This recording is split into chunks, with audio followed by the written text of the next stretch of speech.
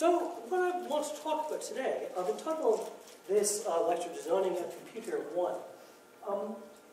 What I want to do is basically go through the design and do, live program is always very dangerous. And this will be even more dangerous because it will be actually live hardware design, hopefully nothing will go wrong. See, I expect something well, something well. What I want to do is basically go through the design of a very simple computer. And the whole point of this is, again, demystification. There is no magic. There's nothing intrinsically mysterious about what goes on inside computers. They're easy to understand. They may be complicated. You have to know a lot of stuff. But they're all easily understandable. And so what I want to do by the end of this excursion, which will be a combination of this week and next week, is for you to go away not being experts in processor design or anything like that. That's definitely not what I'm hoping for. And if you were designing a processor for real, you would not do it the way I'm going to do it in this class here, in what I'm going to show you. What I'm going to show you is something very simplified, and therefore you end up with a completely functional computer that can run real programs in about 65, 70 lines of Verilog. So it's very small, it can't run very good programs, but it can do simple ones, which is the whole name of the game. And if you know how to do simple ones, then you can beef it up and extend it so that it can do more complicated programs. Okay? So that's the main goal to take away from this is, as I've said, and as I do in a bunch of modules that I teach, there is no magic. There's nothing, you may not understand what's going on, but you could. That's the whole point of this. So, a computer has a lot of things to it. Right? I don't know how much of this you talked about, but inside the computer has some memory to store things, right? It may have some storage, some disk or something like that. It may have graphics, cards, or touch screens, keyboards, or network interfaces and stuff like that, I/O, ways of getting at the outside world. But it also critically has a processor. But it has an entity that can actually run the programs that you write for it, or that someone else may write. So an ability to manipulate and work with all these other components in order to accomplish some specific task. Because otherwise the components aren't very useful. And likewise, a processor on its own isn't really very useful either. So if you have a processor, and we'll see about this, and we'll legitimately make fun of it of what I'm going to be talking about in the lecture today. If you have just a processor, you can do a bit. Well, if you were just a processor, you can't do anything. If you have no I/O, you can't tell what the processor is doing. There's no way to look at it. You can't open it up and look inside. It doesn't work that way. So if you have no way of the processor communicating with you, then it's useless. So although what we're going to be concentrating on in this is we're going to be concentrating on the processor, on the thing that actually runs instructions, there will have to be a little bit of memory. Otherwise the processor can't store instructions anyway. There will be a little bit of I/O because we have to be able to see what the processor is doing. Okay? There won't really be any storage. We're going to skip out on that here. You can, if you're willing to, use toggle switches or something like that for the program every time, you don't actually need storage. Although using the toggle switches gets old pretty quickly, as we'll see. So what we're going to be designing is, the essence of what's going on, and the processor, when people are first learning, seems, certainly I felt this way, is the most mysterious thing. A sort of bizarre piece of equipment that it does a bunch of stuff, but you can then select from that list of stuff and just describe to it what you want done. It seems very odd at first.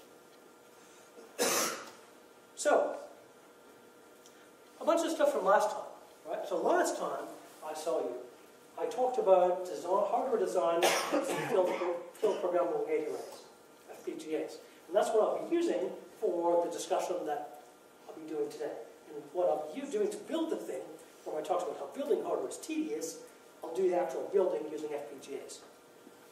So, as part of a recap from before, you've seen this slide before, hardware design is different than software design.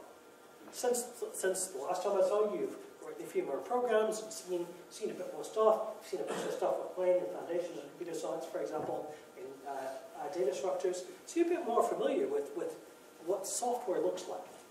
And the whole idea behind this, I talked a bit about this before, is to try to make writing software, or sorry, designing hardware as accessible as writing software.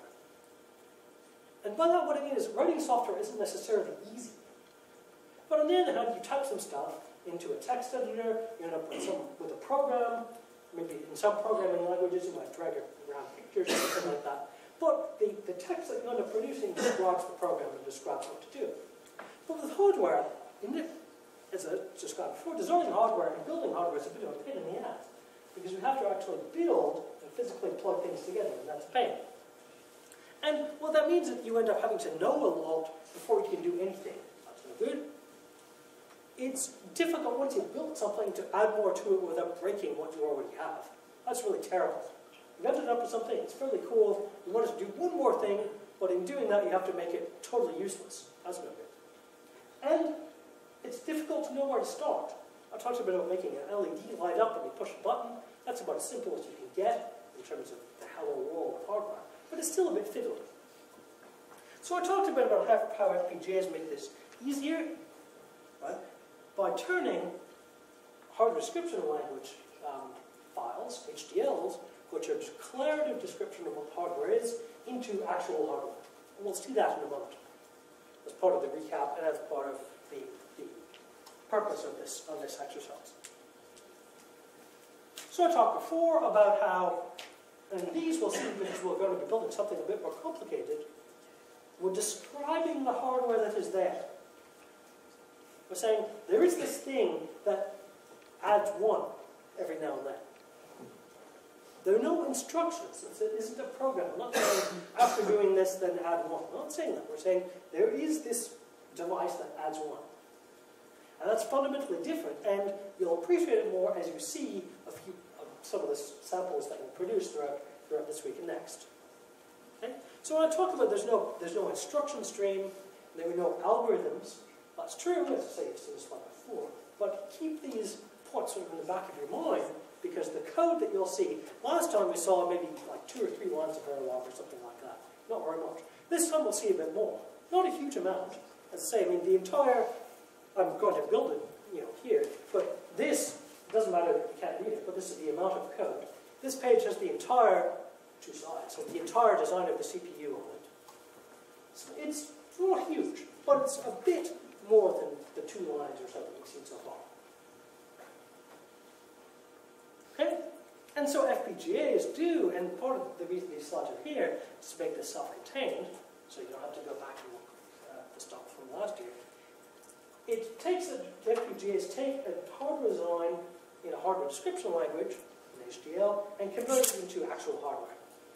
It can run and do stuff. And this you've seen before, we'll be using Verilog for this. In fact, actually, we'll be using this thing called System Verilog, because System Verilog has a couple of very nice pieces of syntax that will make our life easier. It's not necessary, it's just easier. There are other things. Vhdl is the other big player. We will actually be using one thing written in Vhdl. It was not written by me, because although I can read Vhdl, I don't trust myself to write it. But the tools we'll be using for the FPGA can freely mix Verilog stuff and Vhdl stuff, and that was fun. So, Verilog looks a bit like this. We saw this example last time. We have just a piece of code that describes, we have our top-level entity, as Verilog calls it. Over a piece of hardware, it talks to some switches, which are inputs, has some LEDs for red, which are some outputs, and then we just have one line of code. Is that we just basically say that the first LED is always the first switch. And that's not very complicated. And the version of this, I have a slightly beefed up version. See here, if I move the first switch, see it? Yeah, the LED comes on. It's not very awesome. This one's a bit more beefed up. I can actually do more than the first switch. It's pretty great. But that's the idea. And that all comes from this, essentially this one line of Verilog. Because the assigned line is what ends up. So that's about as far as we did a bit more last time. We also talked about when you push, making things happen when you push buttons and stuff like that. So there are a few salaries that we'll need to talk about before we design our simple computer, our simple processor. And these are things that, in some sense, are not terribly interesting, but we have to figure out what to do. This is sort of a list of them. Well, so I talked about the I/O, and we need some, because we have to tell what's going on, what the processor is doing. So we use switches, the switches I just showed, they're tedious and horrible. We're going to use those for sending input to the processor, and it's going to use LEDs to display what it's doing. Yeah, I'll talk about the 7-signal displays in a moment. Okay? So we'll be able to send it simple numbers and binary using the switches, and then see what it is up to based on the LEDs that it turns on. And things are going to happen whenever we push a button.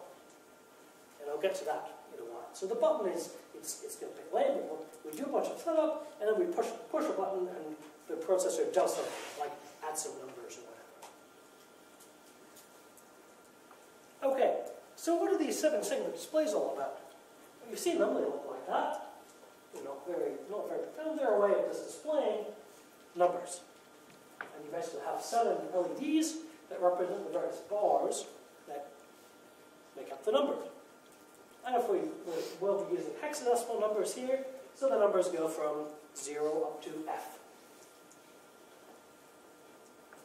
So, using these things, these aren't a terribly profound or difficult thing to use, but we can't really use them directly, if you will.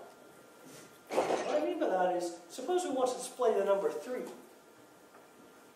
The number 3 will have certain segments on. In this case, segment A, segment G, segment D, C, and B. End up looking a bit like a 3. Now, if I go to, for example, what I can do is I can take my piece of hardware here, and I can, now this will take a moment because I have to then look at what's going on here.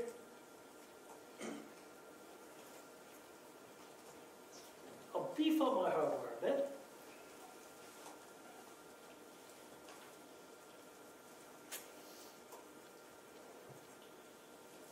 To drive,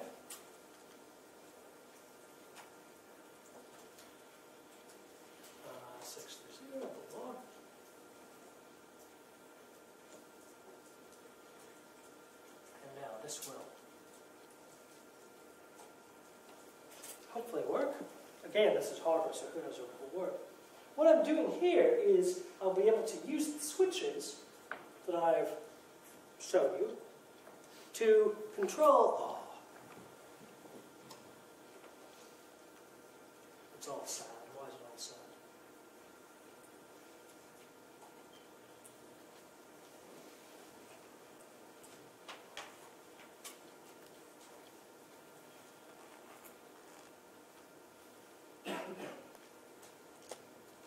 If I actually typed this correctly.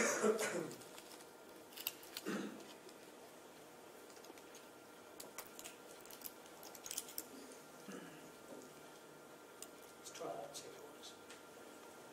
So then what I'll be able to do with this, or before, I could control the LEDs using the switches. In this case, I'll be able to control the segments of the display using the switches. So, but based on that, what I'll be able to do is, I can't just set the switches, for example, to binary 3. But I'll have to actually set the switches so that I form the segments that are needed to make up a 3. And this sort of thing happens to you in hardware all the time when you're designing things, is that the hardware will be designed by some clever, probably underpaid engineer far away, and they'll decide that the hardware behaves in a certain way, and you have to end up working around that. And so you'll have to, when you're doing software, this will happen all the time, you'll have to build your software such that it somehow interacts appropriately with the hardware. but also then when you're using the hardware to do other things, you'll have to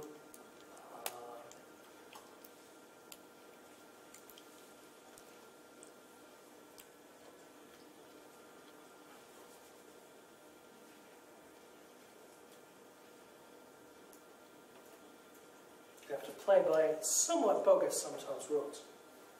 So now we can see that we have one of the LED displays here, and using the switches here I can control then which segment is on or off. So if I want to make a 3, I want that one, I want that one, oh there's a 5, yeah I want that, what else do I want? There, I've ended up with a 3. That's a bit peculiar. I have the switches on, off, off, off, off. So that doesn't sound very much like a 3. And the other thing is that if I'm doing computation, if I'm doing some kind of maths, I can't sensibly add to this on, off, off thing to end up adding a 3. That doesn't make any sense. So what I end up having to do, and it makes sense that this is fairly easy, is I have this table here that tells me if I want a 3, then the switches should be off, on, off, off, off, off.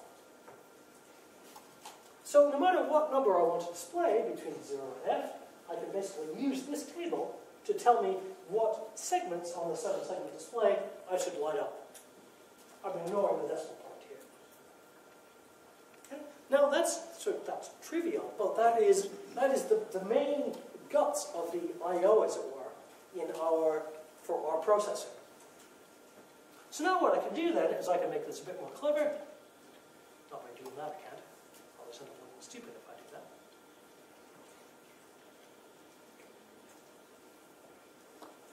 I'll just comment that out for now.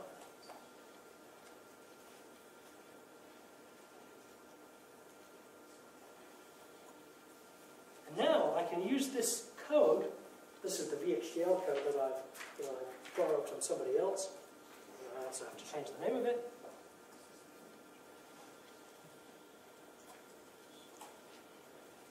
The input is from the switches again.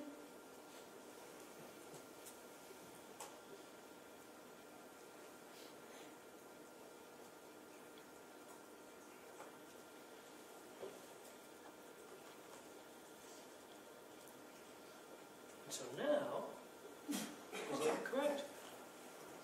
Yeah, looks all right. Let's try compiling it and see what happens.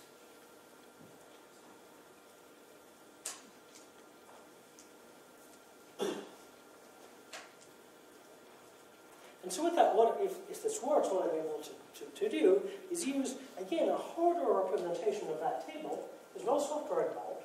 Hardware representation of that table to allow me to drive the 7-segment display from something like a 3. And that's important because it means that if I have something that behaves like the number 3, I want to get 4, then that will allow me to then display a 4 on the 7-segment display. Very banal. But it's the same sort of thing where you think about if you have a monitor on a full-size computer, you have to turn, say, a representation of an A character into what the pattern that should be displayed on the actual monitor. And they have to do it so because they're connected through the typeface, the font, or whatever you want to call it in that sense. So now, if this works, I have a 0, that looks good. Or 2. 8. 4 is a C. This is looking pretty good. So now what it means is that I can use the switches. I can just put in a binary number, and then the right thing will be displayed on the 7-segment display, which is good. Okay. Enough of that.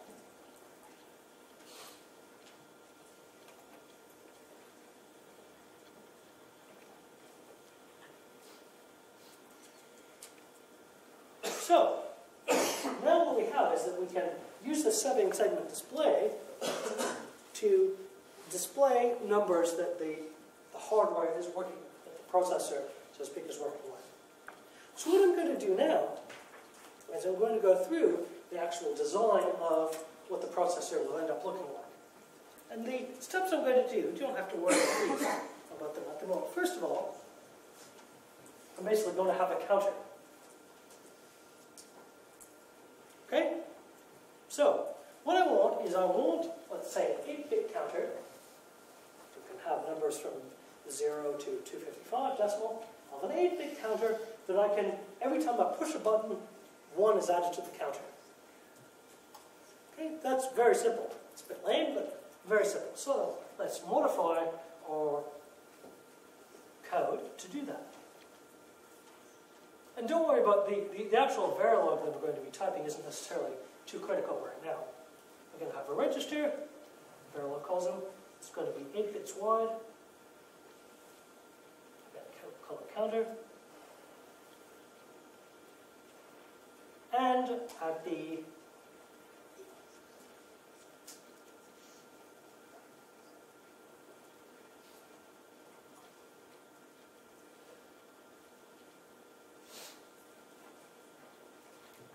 make sure that I've got this right, because I sometimes make some typos, like I've done right now.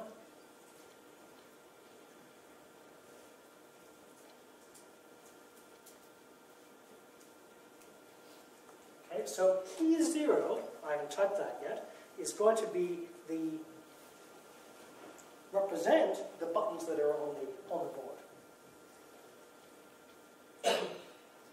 And every time that I push the button, I'm going to do counter.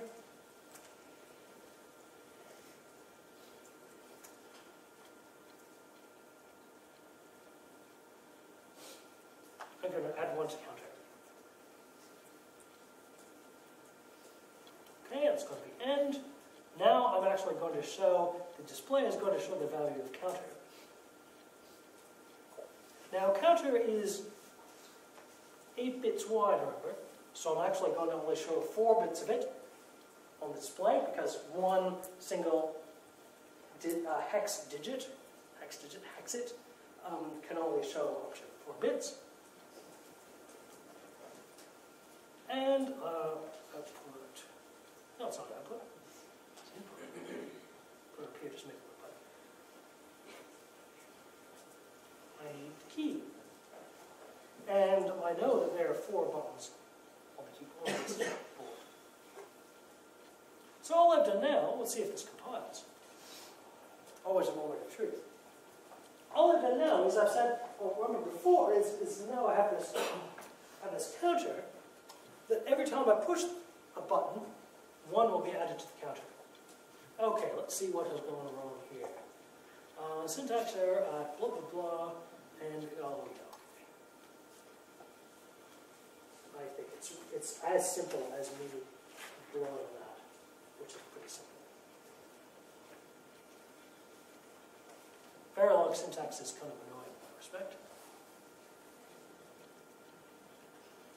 And as you found, as is typical with compilers, you make one mistake and then the compiler just spews errors at you for about 15,000 years. And for those of you who are doing computer science, eventually, when you take language design and implementation in your final year, you find out exactly why that is the case. So this is the first step, right? What I've done in this counter, if you will, is I have this one piece of memory. Right? This is, my computer is pretty bad if I only have one byte of memory, but that's pretty pathetic. Well, if you think, I have 1 byte of memory that I can now I can manipulate, I can make it do things from the outside world. And if you think about that conceptually, it's the same sort of thing as moving the mouse pointer around, or anything else that a typical computer that we use to get something done, or use to do something interesting, might do.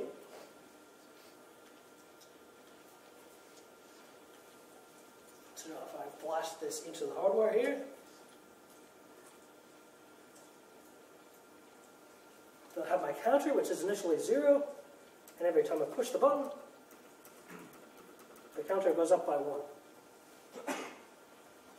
And I was going to ask what's going to happen if I push the button and it says F, but the button misbehaved and showed you 0 anyway.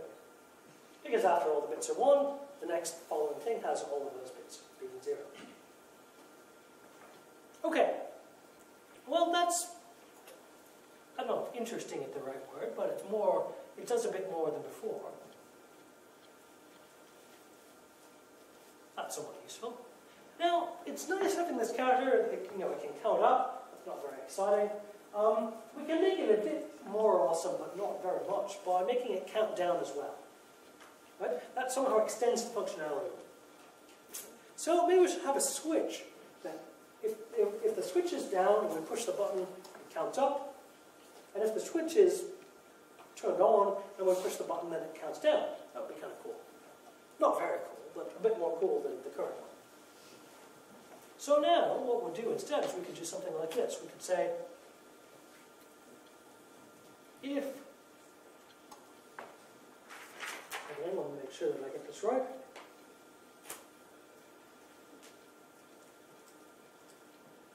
Well, what I'm going to do actually is I'm actually going to call this dir. We'll see why in a moment. So if dir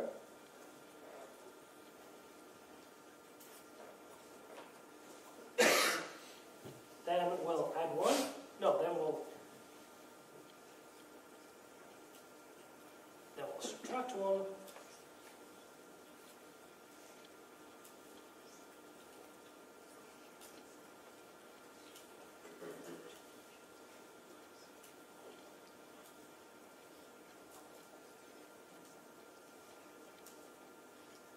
Want things to look like that? No, I don't. That's fine.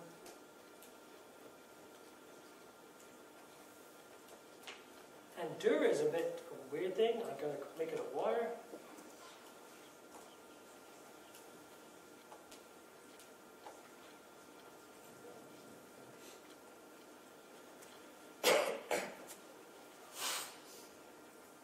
And dir is going to be one of the switches, fairly obviously. Right? So it's actually going to be switch 9. They start from 0, of course. Okay, so if dir is one way, right? If dir is on, then I'll subtract 1 from the counter. If dir is 0, I'll add 1 to the counter. Again, we'll see if this compiles. So if this works, the idea behind this is I've taken my simple processor, which still isn't terribly interesting, my simple computer, and now I can work with it by either adding 1. I can influence the contents of the memory in a couple of ways. I can add 1 or I can subtract 1. And really, what I have at this point, right, is I've begun to have what we might consider a program, except that I have to actually operate the switches in order to make the program happen.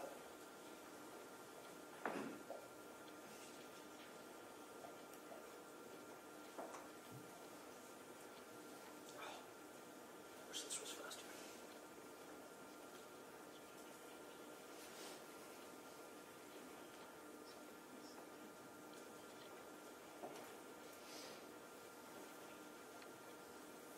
So now if I have 0, push the button, it goes up as appropriate, as I expected. 1, 2, 3, 4, 5, 6, 7, 8, 9. And I can make it go down. Go up. Or it could go down. Once again, pretty simple stuff. But I'm getting there, right? My computer now actually has two instructions. It has the increment by 1 instruction and the decrement by 1 instruction. So you can go up a bit, you can go down a bit. Okay.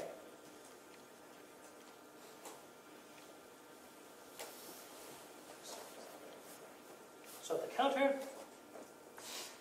I can make the counter go up or down. Okay? That's sort of my next step. Okay, well, that's okay. Now, the counter that I have, remember when I fired it up, it always started at 0. Okay? So it might be nice if I could start the counter at some other number. Right? If I could load an arbitrary value into the counter, if you will. Okay? So what I need to do with that, I need to think about a couple of things. And you say, well, okay, things happen when I push the button. Now in the past, when I pushed the button, I could either add 1 or subtract 1. Now things are a bit more complicated. Is that I can either, if I want to do this, I could either add 1 or subtract 1, or load a value into the counter.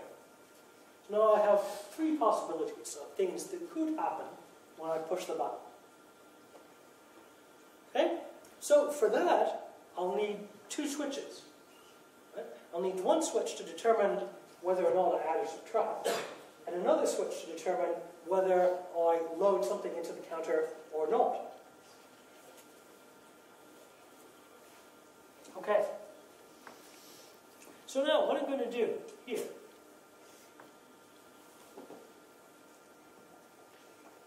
I'll call this next thing, what should I call it? There is a reason for this. I'm going to call it group.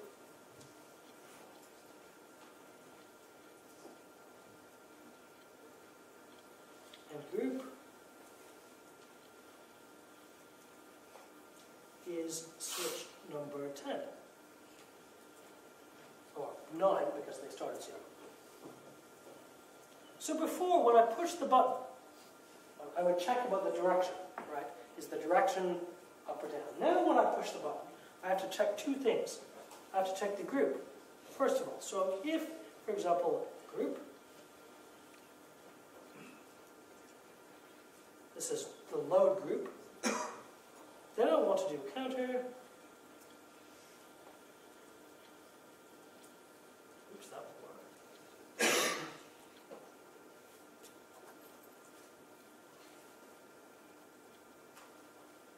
And what is this thing called data? Well, data is the first 8 bits of the switches.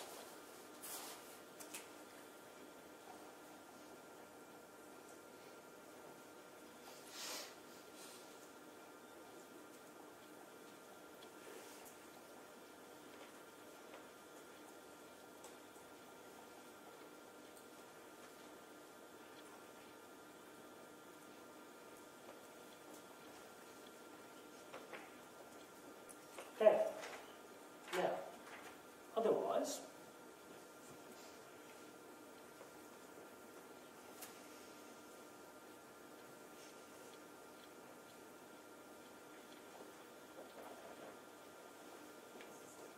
so now, when I push the button, if this compiles, let's give it a try. There's a mistake I may have made. Let's see if I made it. Looks like I did.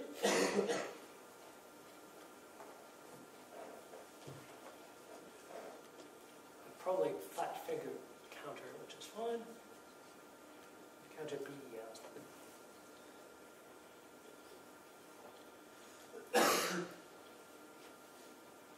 Let's see if this works better. Now, my computer will be, looks pretty good. Now my computer can do a little bit more. Right? I can interact with the value of the counter. That's totally fine by adding 1, subtracting 1, just like before. I can push on the button. That's fine. I can choose whether or not to have to subtract.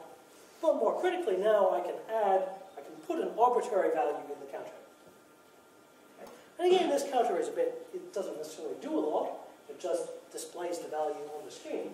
But you could imagine this counter might control something like the pitch of some other musical note. That would be very easy to do. And for next week, maybe I'll do exactly that. And if that's the case, then you can interact with what the musical note ends up being. You don't have a very good instrument, but you can interact with what the note is supposed to do. Okay, compiling finished.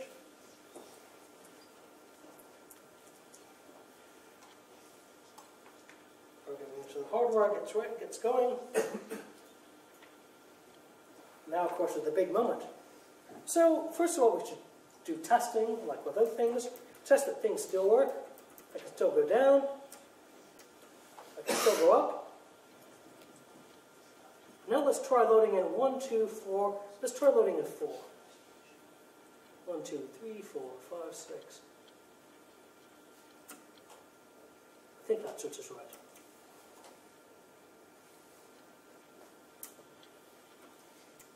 Now it didn't quite work.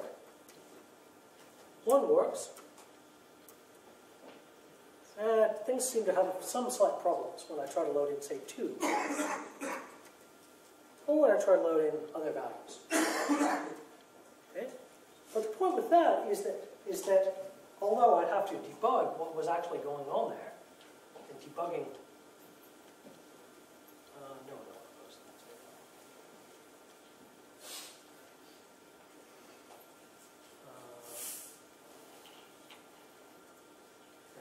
I'll do that debugging later on. That's easy enough to figure out. The point there is that I have this extra instruction, if you will, by having this extra switch, by being able to load things.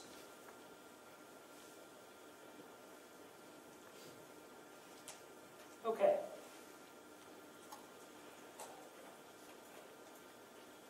So in the process of these sorts of things, I can do this, right? I can, assuming the code wasn't broken, I can load a value, arbitrary value into the counter, but the program can't make, the computer can't make any decisions based on what's in the value, what's in the counter. Right? It has no concept of doing that. So we'll give it some help to start with. First of all, the simplest thing is, well, detect if the counter is 0.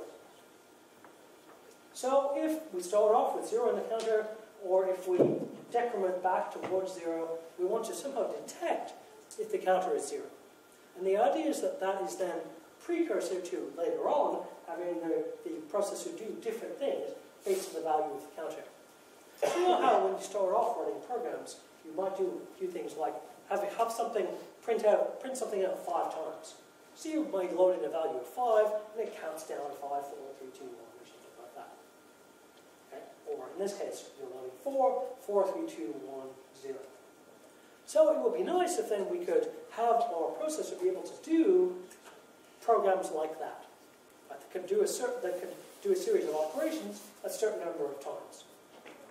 Well, to begin with, we have to detect, as I say, whether or not the counter is 0. And that's not too bad, really. We'll create a thing called Z.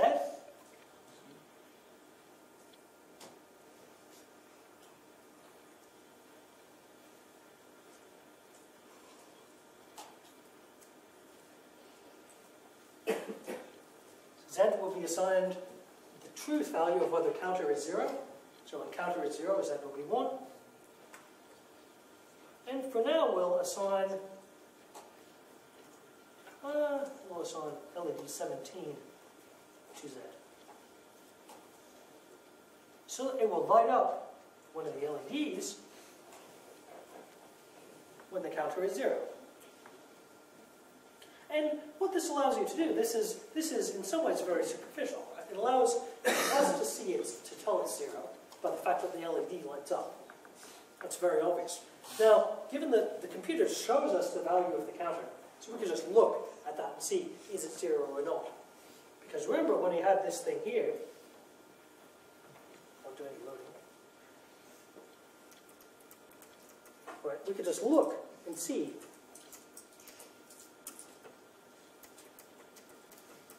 Is it 0? So for us, it doesn't help very much.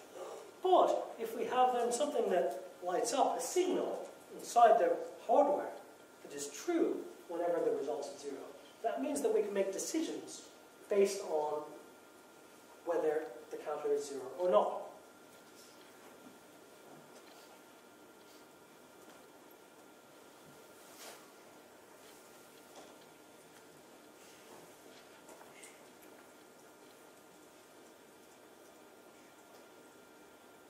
And we'll see that the counter is 0, and is it visible there? Yeah, it's kind of visible. I'll be a bit brave and try turning off the lamp and see if it still works. Anyway, now it's very visible that it's 0, and the light on the far left tells us it is so. And if we go up a while, go down in this case, then it's no longer 0.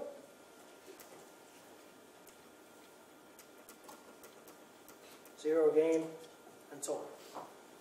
So the point of this now is that we have a signal that tells us whether or not the counter value is 0.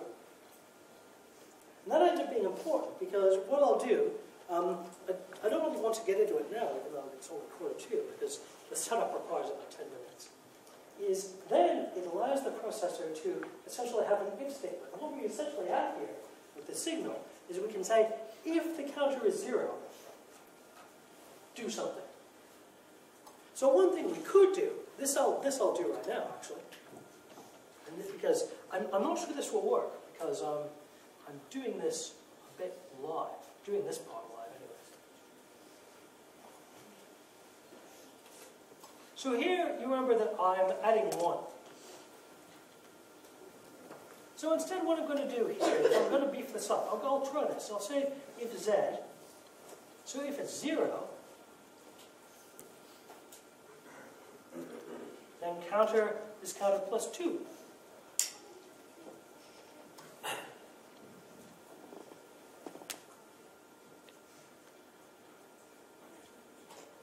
Otherwise,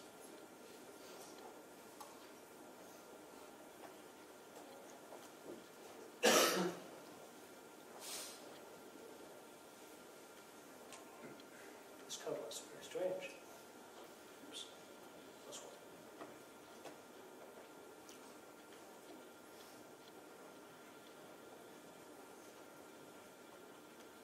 So now what should happen is, if I push the button and the counter currently has 0 in it, 2 should be added to the counter instead of 1. So it says for 1 and then I put 2. And then from there on, add 1 and I put 3, 4, 5, and so on and so forth. So all I've done is, by adding the very simple if statement, I've had the computer alter its behavior, of my fledgling processor, alter its behavior based on what is currently in the counter. And for all sorts of, in general, for general purpose computers, that's what you want them to do, is you want them to change their behavior based on what is currently in memory. Where is the mouse pointer on the screen? What key has been typed? What network packet has arrived? And more generally, when the network packet arrives, then what does that represent about, say, for example, a player in an online game or something like that? Right? What should then happen based on the contents of memory there? If this works, then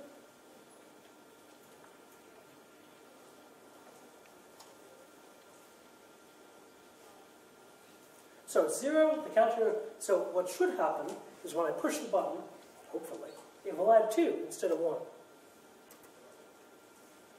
Now it's not 0 anymore.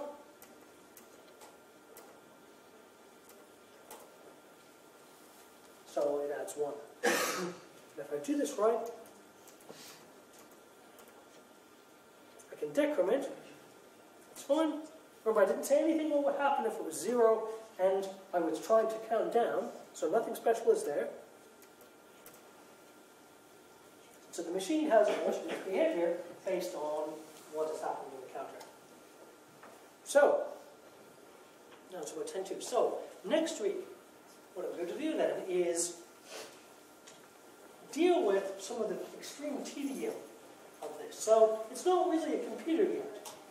Right? I actually have to adjust the switches to make things happen. And that's kind of tedious and not very much fun. So, the next thing I'm going to do then is extend this to look more like a computer in the sense that we're all used to, and so it can actually run programs. So you actually decide in advance what series of steps will need to happen. And if you think about it, all that is about is producing a list of what should the switches be. I have a switch to subtract 1 and a switch to add 1. What position should that switch be in? Let's list them. If I want to know values, what position should that switch be in? I list them. So all I need is a mechanism for keeping track of where I am in that list. Let's call it maybe a list of instructions. Sounds like that, sounds reasonable. And I'm going to keep, say, a pointer into that list, the current position. I might call it something like a program counter. that counts where I am within the program, to make alterations to the counter, as I've called it. Well, I might as well really call it a register, because that's really what ends up happening. So next week I'll go through the finishing up of the design of what will end up being a single register, 7 memory location, and about 4 or 5 instruction processors. Okay.